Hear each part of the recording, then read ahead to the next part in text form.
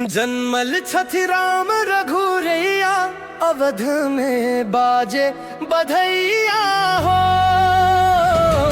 जन्मल छथि राम रघुरैया, अवध में बाजे बधैया हो।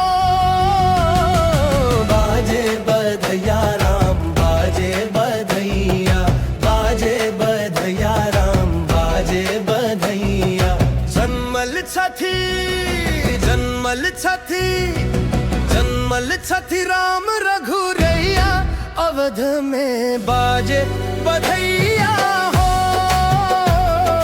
जन्मल छथि राम रघुरैया, अवध में बाजे बधैया हो।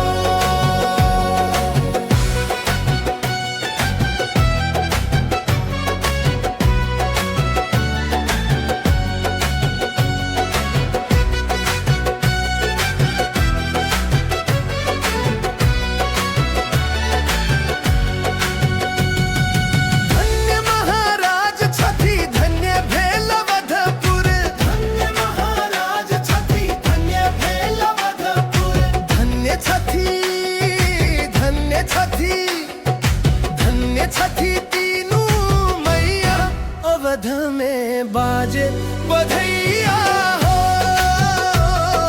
दशरथ के जन्मल ललनवा, अवध में बाजे बधैया हो।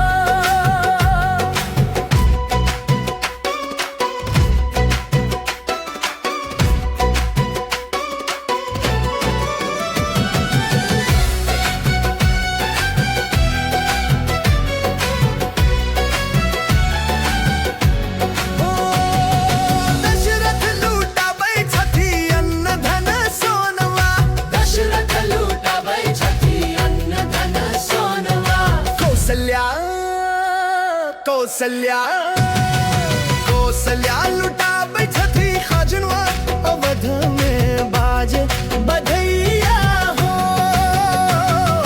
जन्मल छथि राम रघुरैया, अवध में बाजे बधैया हो।